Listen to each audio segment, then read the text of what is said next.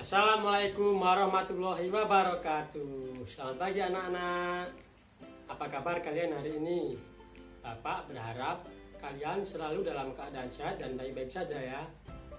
Nah, pagi ini kalian akan belajar ditemani sama Pak Fauzi. Nah, kita masih melaksanakan pembelajaran daring. Akan tetapi, Bapak berpesan kepada kalian harus tetap semangat ya. Terutama untuk kalian sudah duduk di kelas 6. Kalian harus tetap belajar supaya mendapatkan nilai yang baik dan nanti dapat diterima di SMP favorit kalian ya anak-anak. Nah, sebelum melaksanakan pembelajaran, alangkah baiknya kita berdoa bersama-sama supaya diberi kemudahan dalam belajar dan diberikan ilmu yang bermanfaat ya anak-anak. Berdoa mulai. Berdoa selesai. Nah, pagi hari ini kita akan belajar di tema 4, globalisasi, subtema 2, globalisasi dan manfaatnya, dan pada pembelajaran ke-6 dengan muatan pembelajaran bahasa Indonesia dan PPKN. Nah, adapun tujuan pembelajaran yang harus kita capai bersama-sama setelah belajar hari ini adalah yang pertama, kalian harus mampu mengidentifikasi ciri-ciri kosakata baku dan kalimat efektif pada teks yang dibaca. Yang kedua, kalian harus bisa menulis informasi penting dari teks eksplanasi yang dibaca dalam bentuk tulisan dan visual dengan kalimat efektif dan kosakata baku. Kemudian tujuan pembelajaran yang ketiga adalah kalian harus mampu mengidentifikasi manfaat cinta produk Indonesia dengan kepedulian yang tinggi. Kemudian tujuan pembelajaran yang keempat adalah kalian harus bisa menceritakan manfaat cinta produk Indonesia dengan kepedulian yang tinggi. Nah, langsung saja anak-anak. Edo adalah putra seorang pengusaha ternama di daerahnya. Kedua orang tua Edo memiliki usaha industri makanan ringan. Mereka dikenal sebagai keluarga yang kaya, sangat mampu untuk memenuhi berbagai kebutuhan yang mereka inginkan. Nah, suatu hari Edo dan Benny berada di suatu pusat perbelanjaan untuk membeli sepatu. Nah, kita simak dan dengarkan percakapan mereka berdua ya. Edo, kenapa kamu pilih sepatu itu? Sepatu yang ini sepertinya lebih baik loh. Ini bikinan Singapura. Aku pilih ini saja. Sepatu ini bikinan Cibaduyut. Kualitasnya tidak kalah dengan sepatu bikinan luar negeri.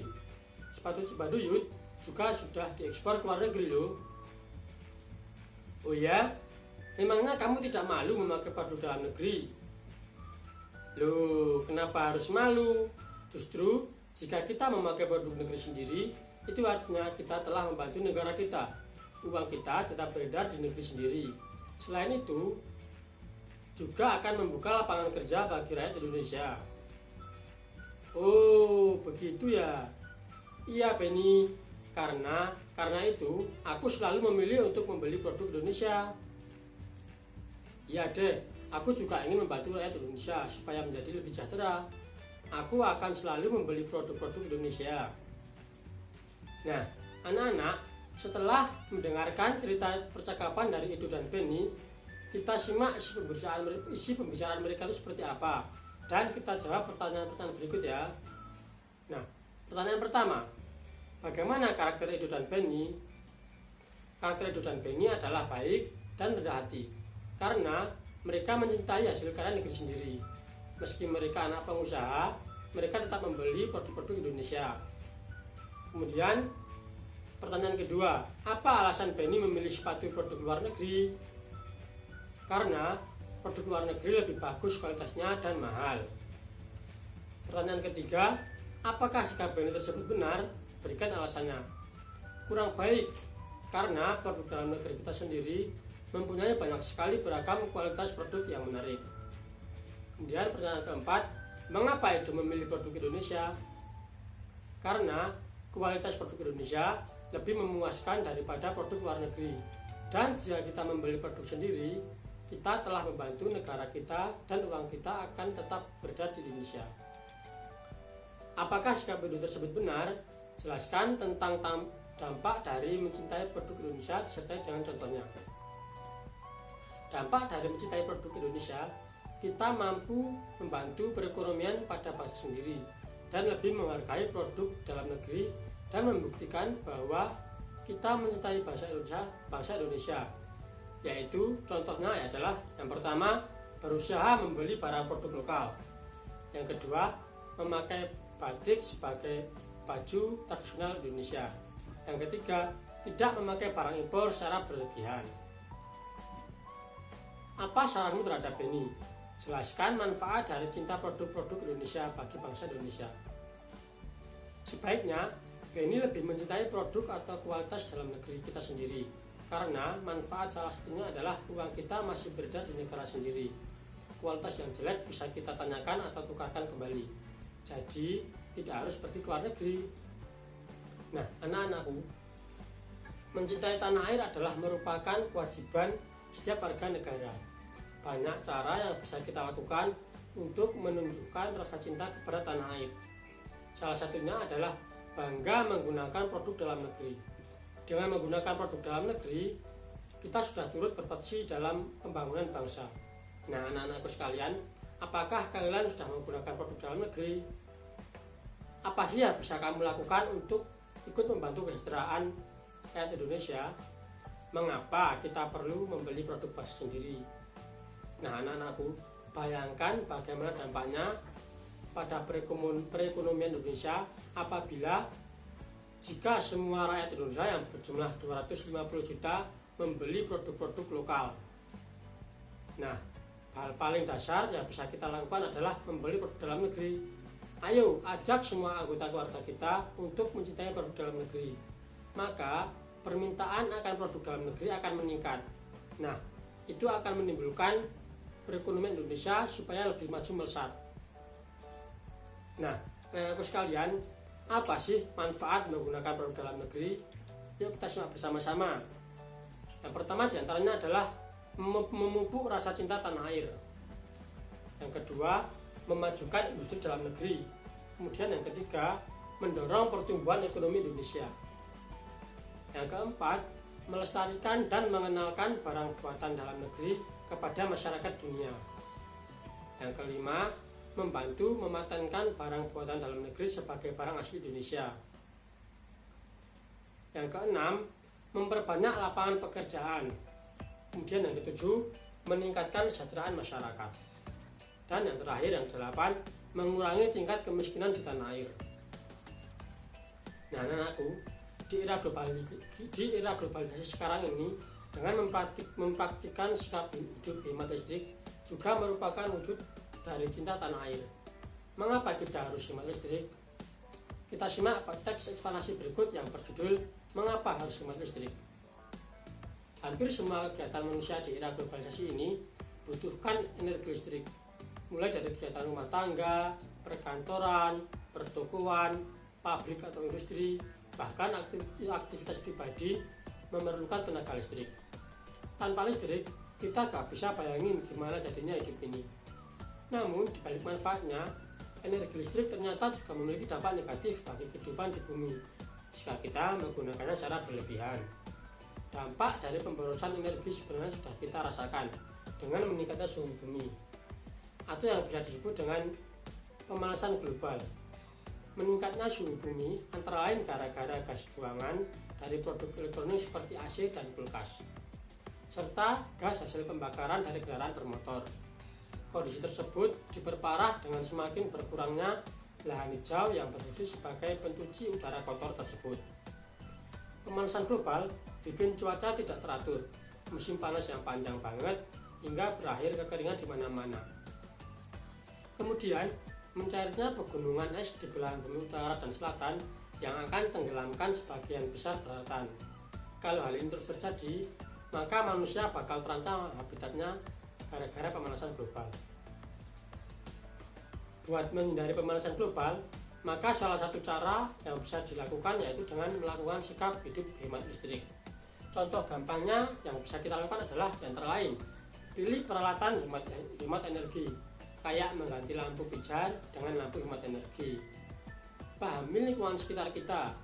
Jika kita menjadi orang yang terakhir di ruangan, pastikan kalau udah matiin semua peralatan listrik yang nggak dipakai, seperti contohnya lampu, kipas angin, tab, TV, dan lain-lain sebelum meninggalkan ruangan. Dengan melakukan hal tersebut, berarti kita telah menyelamatkan bumi kita secara nyata. Kita bisa bayangkan berapa besar energi listrik yang kita hemat dengan melakukan gerakan hemat energi. Nah, anak-anakku, dalam tes eksplorasi tadi terdapat beberapa kata baku dan non baku, dan terdapat kalimat efektif dan tidak efektif. Nah, anak-anak, kalimat efektif sendiri adalah kalimat yang ditulis sesuai Pedoman Umum Penulisan Ejaan Bahasa Indonesia atau PUEB. Kalimat efektif dituliskan menggunakan kosakata yang sesuai konteks dan tidak bermakna ganda atau rancu. Nah, pada kalimat teks eksplorasi tadi terdapat beberapa kata atau beberapa kalimat yang digarisbawahi. Nah, kata yang digarisbawahi tersebut adalah kata-kata non baku. Nah, anak-anak, tuliskan kosakata non baku tersebut dalam tabel berikut dan carilah padanan kata bakunya. Buatlah kalimat efektif menggunakan kosakata baku tersebut dengan memperhatikan pemakaian kalimat efektif. Nah, kita simak bersama-sama. Contoh kalimat kata non baku yang pertama adalah kata butuhkan. Nah, kata butuhkan tersebut adalah kata non baku. Nah, kata baku dari kata butuhkan adalah membutuhkan.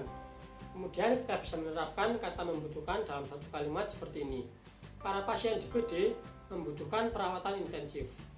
Nah, kalimat tersebut adalah kalimat efektif anak-anak karena kalimat tersebut tidak bermakna ganda dan tidak rancu. Kemudian contoh kata non baku yang kedua, gak bisa bayangin. Nah, gak bisa bayangin tersebut adalah kata non baku. Nah, kata bakunya adalah tidak bisa dibayangkan. Kemudian bisa kita terapkan dalam sebuah kalimat seperti ini. Jika lampu tidak pernah ditemukan, kita tidak bisa bayangkan bagaimana susahnya malam hari tanpa penerangan. Nah, kalimat tersebut adalah kalimat efektif ya, karena tidak bermakna ganda dan tidak rancu. Kemudian contoh yang ketiga adalah kata non bakunya seperti ini. Gimana jadinya? Nah, gimana jadinya tersebut adalah kata non baku ya anak-anak. Kemudian seperti apa sih kata bakunya? Kata bakunya adalah bagaimana jadinya. Kemudian diterapkan dalam suatu kalimat efektif seperti ini. Bagaimana jadinya jika seluruh generasi muda menggunakan narkoba? Nah, kalimat tersebut merupakan kalimat efektif karena tidak bermakna ganda dan tidak rancu. Nah, untuk kata yang keempat, 5, 6, 7 dan seterusnya, tugas kalian di rumah ya anak-anak untuk mengerjakan di rumah.